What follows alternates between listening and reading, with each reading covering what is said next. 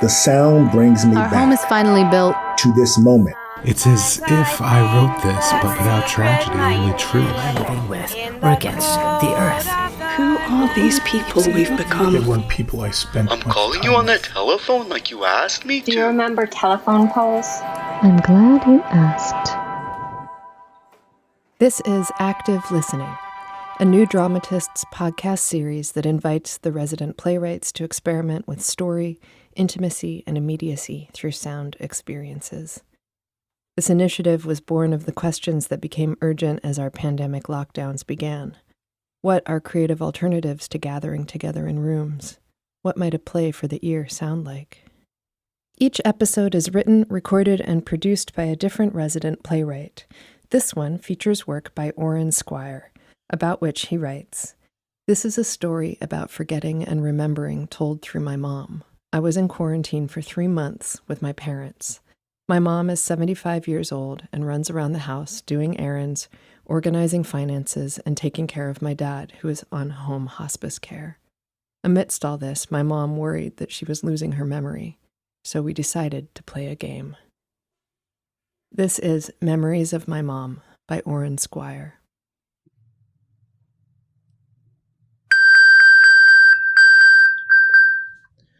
Memories of My Mom by Oren Squire.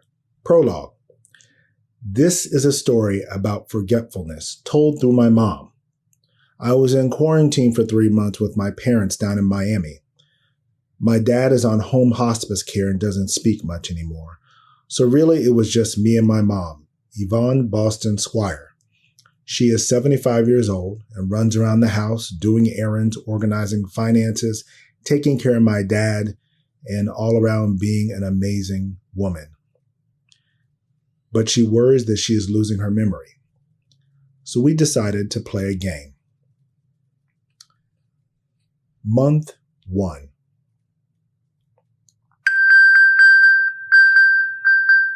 Every morning it starts with the bells. That is the sound of my mom looking for her phone. A few years ago, I bought her an Apple Watch. This is the primary function of my mom's Apple Watch. I told my mom that we were going to play a memory game. At the start of March, I flew down to Miami to see the premiere of my musical. I had no intention of seeing my parents. The theater company put me up in a hotel room on South Beach, and I was committed to working on my TV episode, rewriting the musical in previews, and living a fabulous life of champagne and standing ovations. When the world stopped.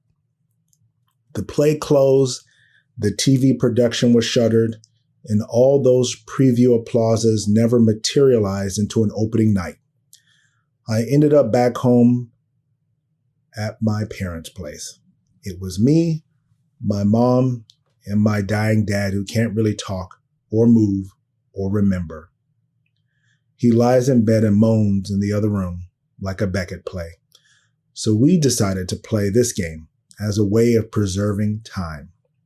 I told her I will record her memories. And one other thing. I told my mom that we were going to speak in complete sentences. I know that speaking in complete sentences is a strange phenomenon to theater folks. I know that most dialogue that is considered earthy and real is like, ellipses, 'cause like whatever. But I do think that our breakdown in language and inability to write and speak in complete sentences has led to our inability to have complete, full thoughts. Our inability to complete full thoughts has led to our fragmented collective consciousness. In turn, our minds are more susceptible to dementia, ADHD, and Alzheimer's.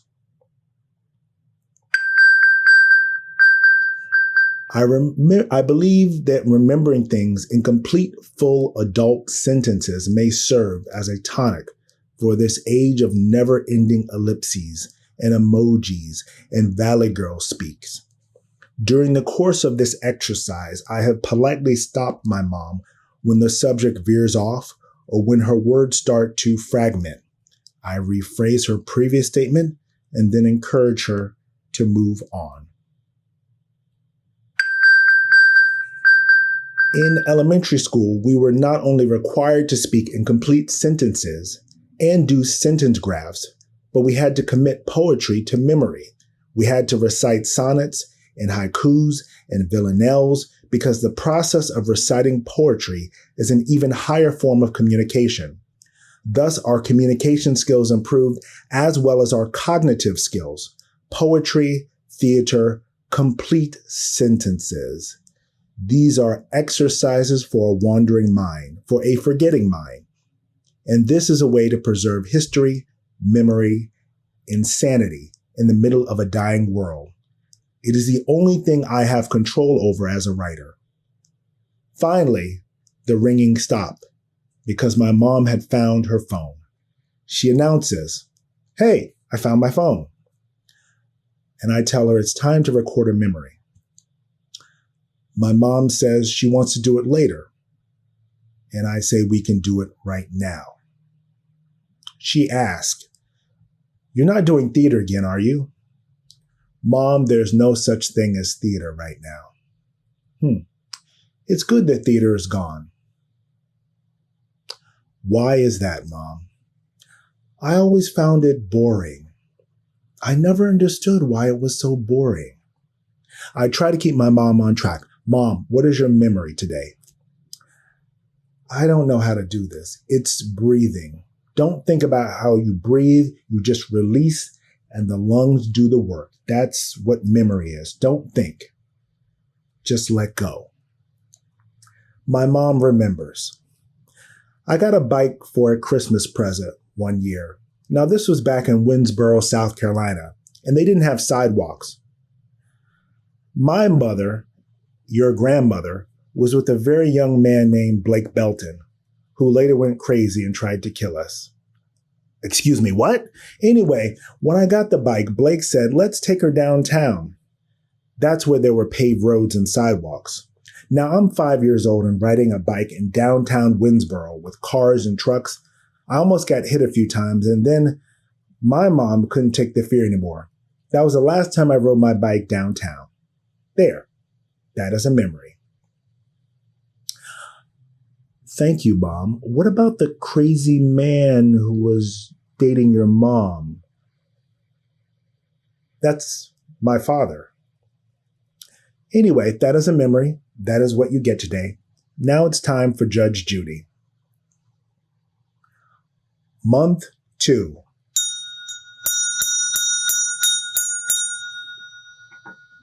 This is my bell. I use it in meditation. It is a locator. When my mind starts to wander,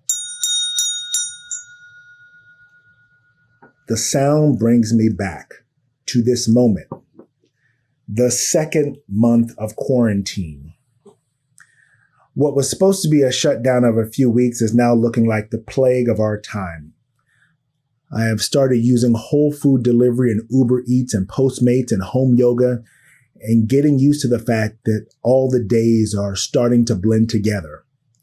I have been recording my mom's memories. Every time she wanders close to the story of her dad, Blake Belton, she jumps back, fragments, stutters. And I try to just get her to stay with the thought, the complete sentence. My mom's memories. I remember we had a pecan tree on one side of the house and a peach tree on the other. My mom's memories. We lived in the country, so the neighborhood was desegregated. Everybody was too poor to try to be fancy. There was a white lady who lived down the street. My mom would go over to her place. It was one of the few places my mom would let me go. My maternal grandmother, Annie Boston. My mom remembers her. Your grandmother was complicated. She always seemed to be attracted to the wrong man. I would try to look out for her. I guess I became her parent. I would stay up to make sure she got home. Sometimes I had to go out and find her. I didn't really have a childhood. I was my mom's parent. That's why I think I never learned how to have fun. I think that's why I don't enjoy theater. I ask her, what does theater have to do with this? All you people playing make-believe, you have to have a childhood to play make-believe. You have to have the leisure to daydream and imagine. I was called an old lady as a little girl. I was so serious. Point of clarification. I have never known my mother to laugh frivolously or gasp at a dramatic show or express any visceral reaction to art. She watches football and basketball and the news and Rachel Maddow and judge shows and cooking shows like Chopped. Sitcoms and dramas hold no interest for her. I have never seen my mom tell a joke. One time when I was 6 years old, my mom was driving in a mall parking lot and got lost. In frustration, she blurted out, "Well, I'll be a monkey's uncle." I had never heard that phrase before, but I laughed and laughed. I fell out of my chair and laughed until I couldn't breathe. It wasn't that it was funny. It's that hearing those words come from my mother was so shocking and unexpected that I laughed in astonishment. My mom did not laugh. She was worried that I was having a seizure.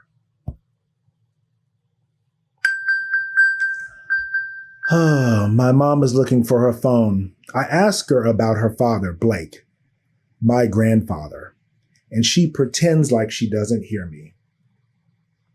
She continues looking for her phone. I drop the question. It's not important, and she's not ready. And maybe I'm not either. It's her memory.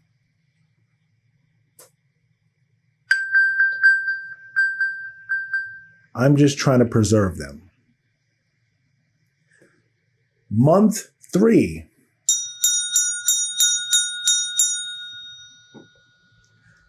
Around the 3rd month of quarantine, there is no day or night with your parents.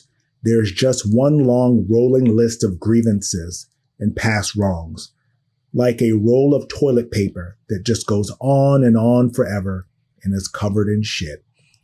I meditate on my grandfather, the man who terrorized my mom and grandmother.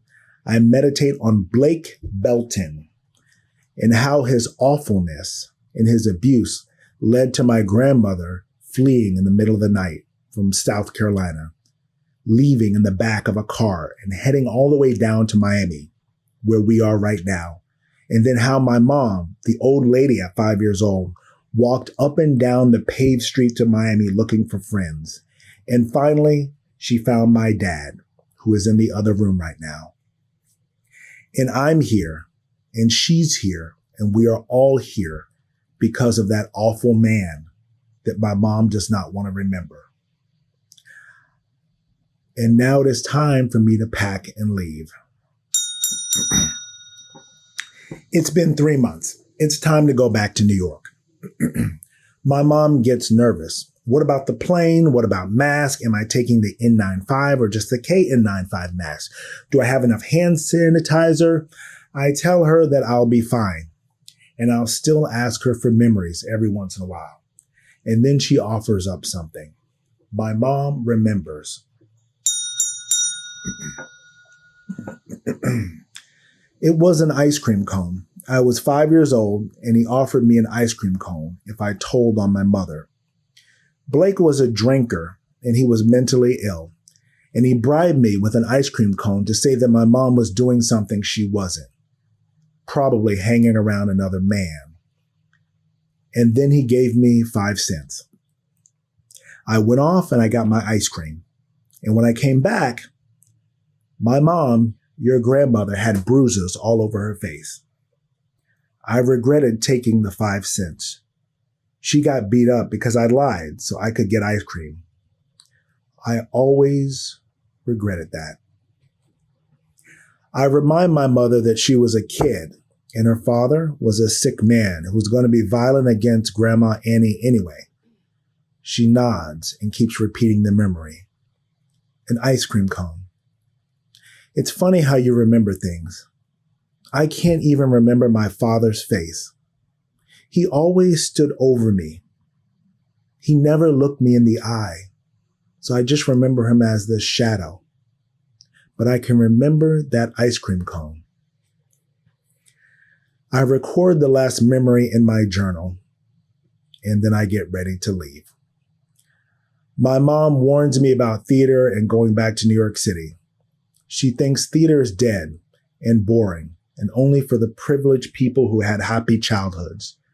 She wants to know why I keep going back. Let's see how to explain this. I know that theater is comatose, and I don't know when it will be back. And my mom, like millions of people, doesn't get it. Why bother? There is Netflix and CBS and movies. Why do I care about theater? Why am I going back to New York City for something so elitist, racist, expensive, stupid, and boring? I have worked in theater for almost 20 years. I know it's boring. I, more than anyone else, know that theater is boring as hell. That's the point. To be uncomfortable, to be out of my element, and to be bored, and to have to sit with the boredom. That's what theater teaches. It is yoga of patience. You know what you do when there's something bad or boring on Netflix? You press a button. You delete it. You scroll, you press another button. And then an algorithm is crunched by a billion computers to make sure that that boring choice is never presented to you again. There is no growth in this. There is no challenge. Comfort is death. But when you're really bored and you have to look again, sit, squirm, look again, then you actually learn something about yourself. Theater needs to be difficult and boring and ritualistic, out of pocket and uncomfortable, because that is where the empathy is. That's where the humanity is. That's where the growth and discovery happens. There is no discovery in Netflix. There is no comfort beyond the buttons. There is no character growth in pushing these buttons and zapping something from my existence. And yes, at this point, I am more telling her this to win an argument. But I am also serious. I am being an elitist because someone needs to be these days. I am calling on culture and taste and refinement and adult qualities that only come through practice, like these complete sentences. These things only happen in theater. And I fear that in the age of streaming TV, we are raising comfortable babies, fragile, easily triggered, self-involved toddlers, always looking for a safe space to nap. And there is something being lost in this space with my mom. And there is something now that we are dealing with. There is something uncomfortable, difficult, boring, arduous that I am enduring and have endured for 3 months. It is the ultimate discomfort, dying. I am watching my dad's body sag with water as his kidneys fail. I am watching my mom ding her Apple Watch again and again to locate her phone, like some 21st century Beckett endgame. I am watching them lose their minds and their bodies. My parents, the first gods I knew in this world, the support and foundation of my intellect, my emotions, my body, my soul. I am watching a mirror reflection of myself in the future, and I am deeply uncomfortable, unnerved, bored, worried, and there is no button I can press to extinguish this show or have it removed from my algorithm. This is theater. I have to sit with this if I want to grow. I have to sit with watching them. And that is why theater is necessary. That is why my mom must remember the ice cream cone and the shadow of the man who was her father.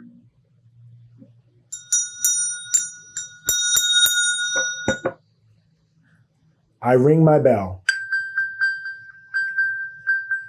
and my mom rings hers. We are both looking for something, trying to remember our objects, her phone in my mind.